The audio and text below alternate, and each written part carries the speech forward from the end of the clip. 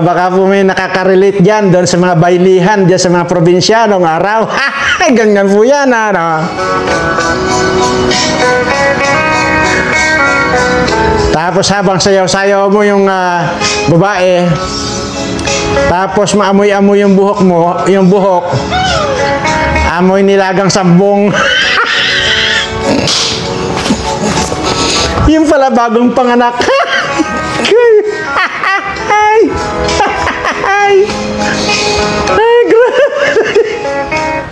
Di ba? At ganyan, lalo na kung Mayo, Flores de Mayo. Ayan, talagang usong-uso dito sa amin yan, yung mga bailihan. Ay, sabi ko sa iyo, kahit bagong panganak yan, makikipagbailihan. Ay, grabe, no? Anyway, seryoso na po tayo. Seryoso na po tayo kung paano ako magseryoso. At ngayon po ay kita nyo naman po yung panay-panay po yung mga malalakas yung buhos ng ulan. Ano po? Ay kung kayo po ay ang bahay ninyo ay malapit dyan sa creek. Halimbawa lang natin. At may mga anak po kayong mga baby. Ay i-secure nyo na po. Kung mayroon kayong pintuan na papunta dyan sa creek, ay itali nyo po. Dahil di ba po nung nakaraan taon, ay bagong baby yun, na yung parang nagkukan lang, naggagapang-gapang, nung makita-kita ng nanay, nakalutang na po sa creek. Yun po, ingat po kayo, yung mga kuan po dyan, yung mga ang bahay po ay malalapit or nandiyan na mismo sa creek. Ano po? Ingat po kayo. Lalo malalakas po yung mga dumarating na ulan. Kaya talagang ingat po kayo. At ngayon po ay uso ng mga ubo-ubo na yan. Mga sipon-sipon na yan ay napakabisa po dyan yung kalamansi at saka sili. Huwag nyo pong iinumin. Kasi ang hirap pong mag-ipon. Mahirap pong mag-ipon. Nag-evaporate lang naman ang kinukuha natin doon. Mahirap pong mag-ipon nun. Kaya hindi niyo po kailangan inumin. Spray nyo lang po sa lalamunan ninyo. Ayan po. At napakahusay po yan. So, yun po. At ngayon ay ayaw ko pong bagamat mga seryoso po itong mga pinag-uusapan natin, ay ayaw ko pong masyadong seryosohin. Bagamat ang tanging masasabi ko lang po sa inyo, kung ngayon may nagtataglay kayo ng mga itsurang mga pangit, kagaya po ng mga yung mga double agent dito na mga pangit na ito, yung lalo na po yung mga congressman, mga senador diyan na ang papangit po, wala kayong makitang maganda-ganda itsura diyan eh. Kung ganyan po yung mga mukha ninyo na ang papangit, napakadali na po ngayon ang lunas. Yung po mag-subscribe dito kayo sa Birana Live Studio TV, titiyakin ko sa inyo. Gaganda kayo, gugwapo kayo. Yan po ang pwede ko i-garantiya sa inyo. Hindi nyo na po kailangan pumunta kay Dr. Abilo. Madalas ko pong sinasabi yan. Yung po lamang pong pindutin nyo subscribe, pindutin nyo notification bell, all, wala na po kayong alalahanin. Mag-antay na lang po kayo na manalamin lang po kayo. After 1 hour na nakapag-pindot kayo ng subscribe, subukan nyo pong manalamin. Kapag hindi po nabago yung mukha ninyo, sabihin nyo po sa akin na or either ganito lang ang pag-uusapan natin. Ito po sinasabi ko ay talagang totohanan ito. Kapag hindi kayo gumanda within 1 hour after makapag-subscribe kayo dito sa channel ko, pag nagsalamin kayo, pag hindi na bago yung mukha ninyo,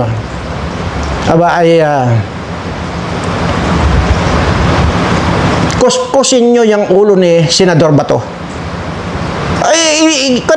Kuskusin ninyo para para dyan nyo ibunton yung inyong galit.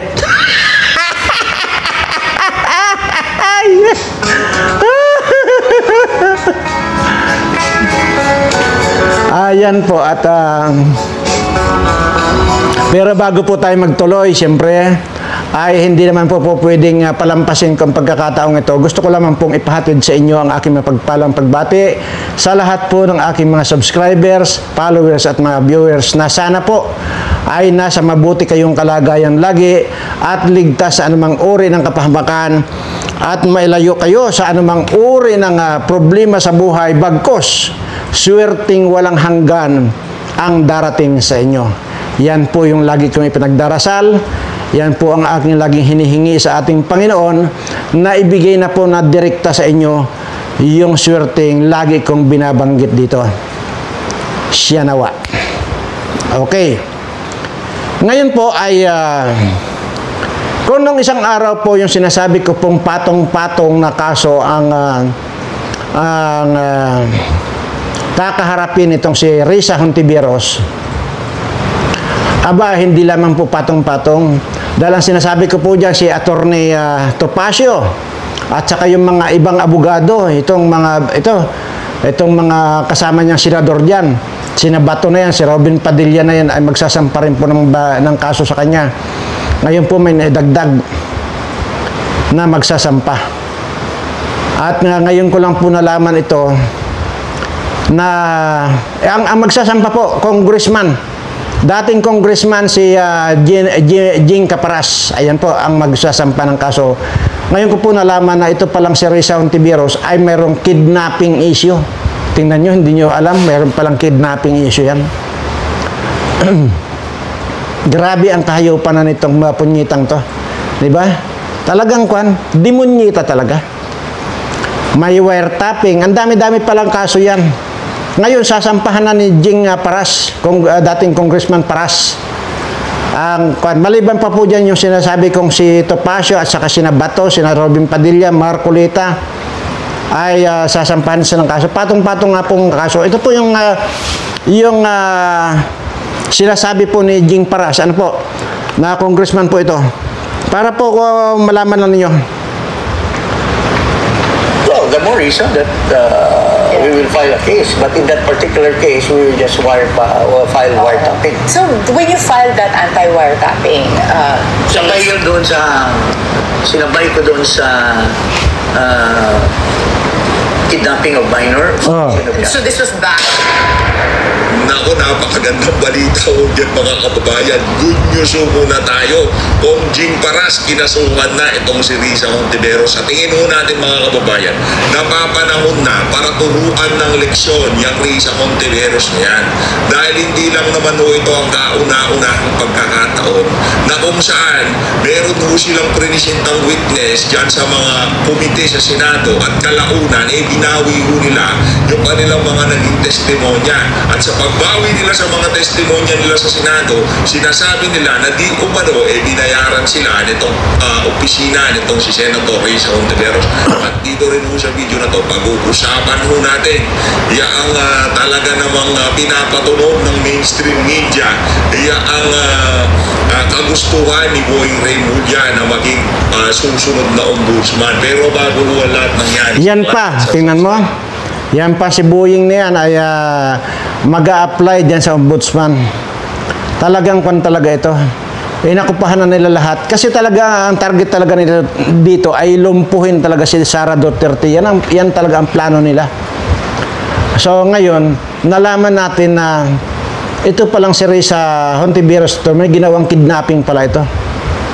Grabe talaga. Tingnan nyo, hindi natin nalalaman meron pala. Anyway.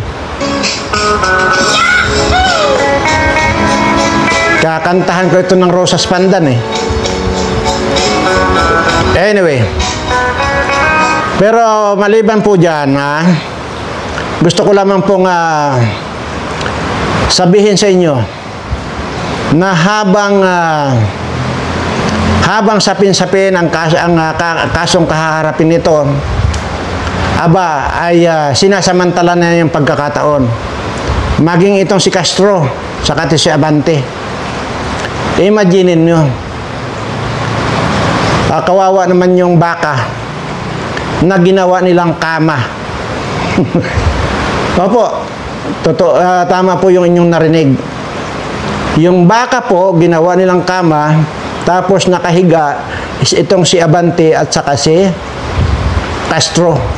Parang ini-enjoy na lang po nila ngayon yung mga moment nila kasi nga po parang nagkuka na lang po sila. Parang nagpapaalam na kumbaga. Baka po ito talaga ay gusto nang sunduin ni Taning itong mga taong ito. Kasunod po niyan, abay na mataan po. Itong si Tikbalang at saka itong ang si Risa na maputla ang yan. Abay magkasama sa isang kwarto. Ngayon, sumusubra ka na naman, Mr. Birana eh. At kung ano-ano na naman yung lumalabas sa bibig mo. O tandaan po ninyo, si Castro at saka si Abante gumawa ng naglatag ng kutson sa likod ng baka at yun, sabay silang nakahiga. At ito si Tikbalang at saka itong si Risa Maputla, ang ay namataan sa loob ng prestisyosong kwarto. Pero bago yan ay ito muna.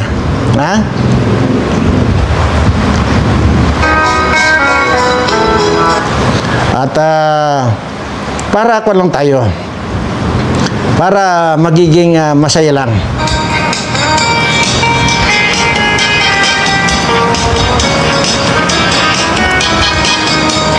Ako si Rosas Pandan, buli kong ginbatuk-batukan. Yan na naman tayo. Hindi ako makakamove on dito sa Rosas Pandan na ito. Grabe talaga naman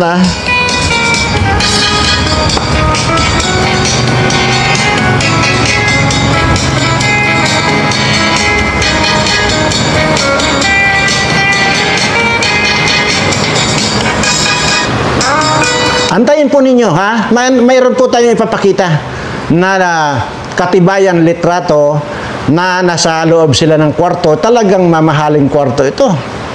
At nagkunwari sila na nagdala sila ng mga bata, baby. Yung mga baby pa lang. Para sa ganun, hindi mapag-isipan sila na nagyayarian sa loob ng kwarto. Siyempre, kung karga-karga ng tigisa silang may karga-karga ng bata, hindi mapapagkamalan sila na nagyayarian sa kwarto ngayon. Di ba? Mamaya po yan. Mayroon po tayo papakita dyan.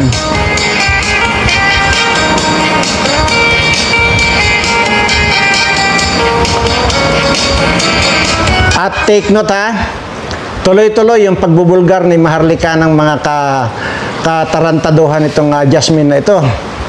Na patutot na alputira na to. At dito sa mga alipuris niyang mga double agent. Tingnan nyo yan.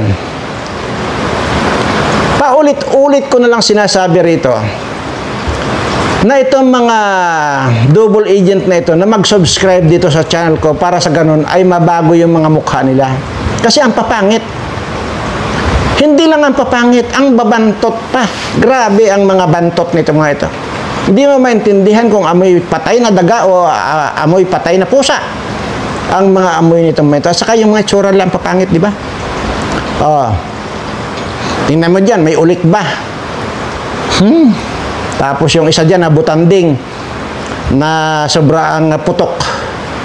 1 kilometro ang agwat mo, naamoy mo yung putok. Ano ba? Kadire.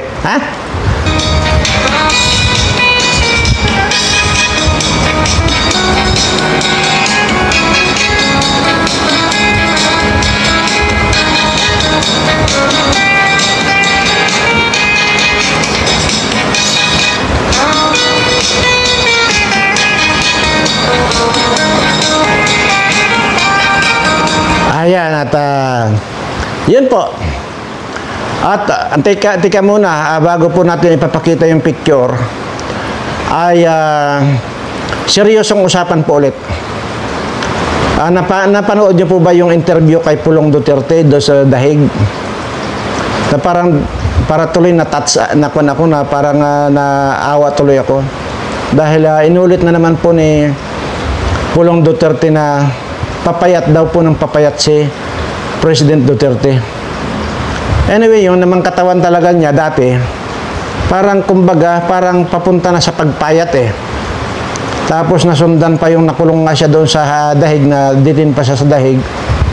At yun nga sinasabi ni Pulong Duterte na papayat daw ng papayat. Di ba? May na-interview naman po yan. At dito naman po sa abogado niyang kuwan na ito, parang paiba-iba itong sinasabi nitong abogadong Koopman na ito. Baka parang si Dr. Koopman lang yan. Yung sabon ba na kuwan, tanggalis. Ay mukhang galis din yata itong abogadong ito. At paiba-iba na sinasabi niya wala daw mag-object doon sa isusumitin lang interim release ng mga prosecutor, tapos may nag-object. So hindi natin malaman tayo, itong parang di na ako believe dito sa Koopman na ito. Dapat ito magtinda na lang siguro ito ng sabon na yung tanggalis. At doon ako naawa talaga doon sa sinabi ni Pulong na papayat daw ng papayat. At ang kwan daw, minamasahe nga daw ni Kwan minamasahe nga daw ni Pulong yan pagka pupunta raw dyan sa dumadalaw, minamasahe daw ni Pulong. Siguro palagay ko merong alam sa pagmamasahe ito si Pulong, kaya yun minamasahe daw at nakahiga na lang daw eh. So anyway, ay nako, Diyos ko, ano ba nangyayari sa atin dito? Yung at ayaw ko na rin po pag-usapan yung tungkol sa bahay kasi iba-iba po yung mga lumalabas. May sinasabi na may nabili na dahil naman po tayo, nagsabi naman po tayo dito na baka may nakakaalam po dyan sa Davao na kaibigan natin kung magkano at baka sakali, malay natin at mabili natin. Pero ang sinasabi po ay nabili na raw po yung bahay na yan. Tapos ang sinasabi naman ni Pulong, ayaw daw pumayag si President Duterte na ipagbili. Ganun pa man ay malabo daw yung sagot din ni President Duterte na pero wala daw siya magagawa kung ipagbibili raw ni Madam Hanilit. Yun naman po ay naiintindihan natin. Yun po ang kwan sana. Ang plano ko lang naman sana dyan ay yung parang ang tipong may makita or may mapuntahan, mapasyalan ng mga ating mga kabataan para isa na rin po kasi yan sa kasaysayan na sa totoo lang po sa lahat po ng mga nakakunin kong mga presidente, magmula po doon sa Marcos.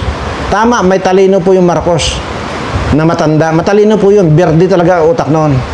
Ang problema nga lang po talaga ay di ba, sapin-sapin yung kaso nila na hanggang ngayon ay hindi pa nare-resolve yung pagiging kawatan din ito. Kagaya lang din po nitong anak nito. So, yun.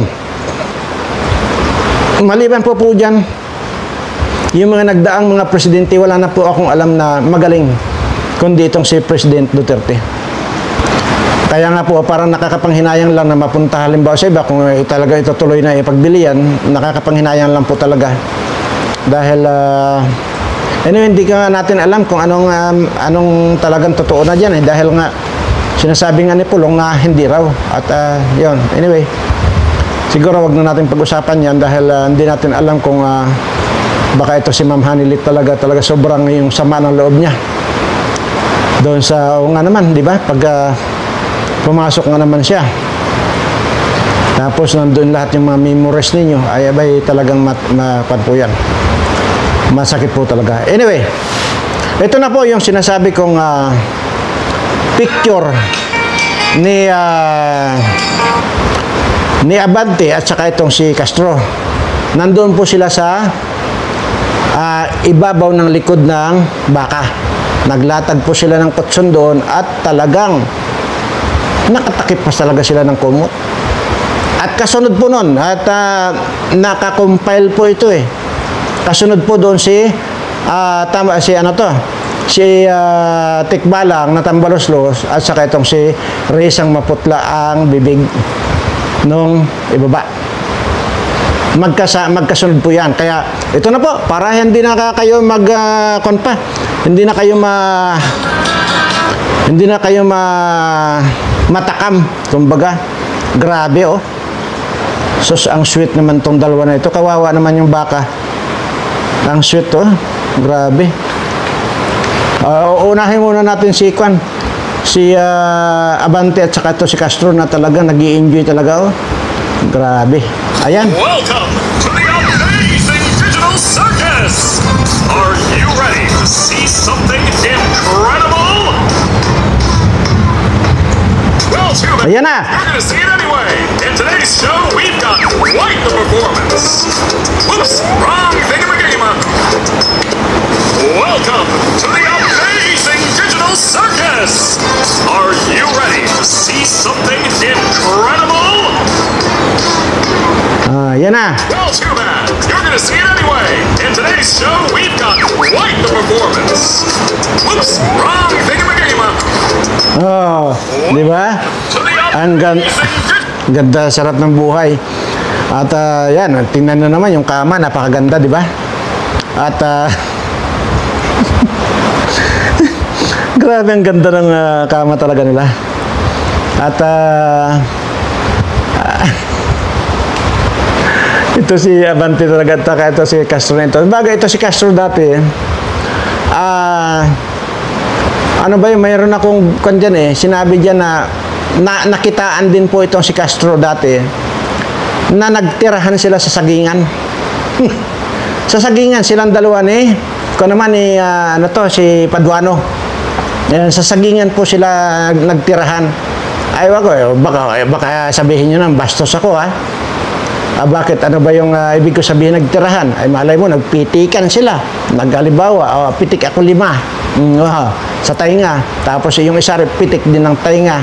Yun doon sila nagtirahan sa sagingan. Tapos itong ngayon si Tikbalang. Utangin na, nagdala pa sila ng mga bata, sanggol para hindi halata nga naman na kaya lang ang tanong ko lang dito kung kinaya ba ni Tikbalang na tingnan yung maputla para ibinabad sa suka na latbini Risa. Ay, nako mahay.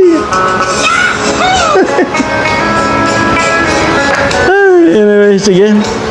Sabi ko nga po, ang sarap lang talagang sarap lang talagang asarin itong mga demonyo na ito. Mga demonyo naman po talaga ito. Tingnan niyo yan. Ngayon nyo, ito yung seryoso kanina. Di ba, hindi natin alam, mayroon palang kidnapping issue itong si Risa Hontiveros. Di ba?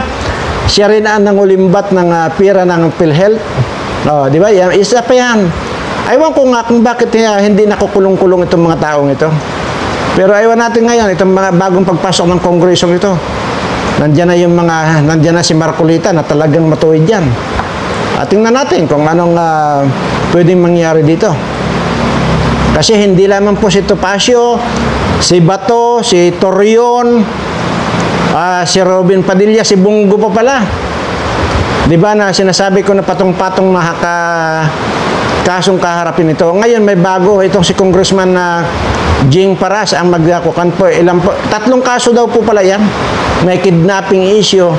Mayroong doon sa tawag doon yung wiretap.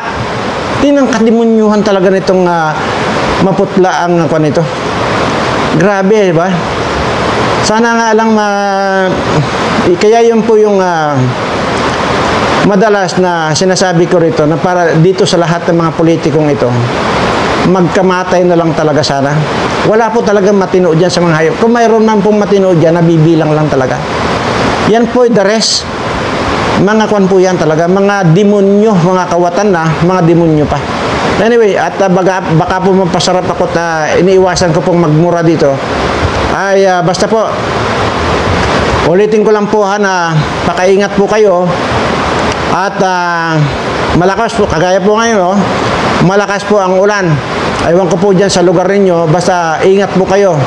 Kung hindi rin lang kailangan na lumabas kayo, huwag na po kayo lumabas ng bahay. Dahil nabanggit ko na po yan dati na hindi natin alam, baka yung ibang ulan na yun artificial na lang. Ang ibig ko pong sabihin, mayroon po akong vlog dyan dati na yung ibang ulan na yan, baka sasabayan lang ng China yan na nag-cloud seeding yung mga yan, sinabayan na nilagyan ng virus yung yung ulan na yan. Kaya please, wag nyo na pong payagan yung mga anak ninyo na maliligo sa ulan. Yan lang po ang masabi ko, wag po. Yun lang po, gusto ko po rito ay wala pong mangyayaring masama sa inyo. Maraming salamat po at mahal na mahal ko po kayong lahat.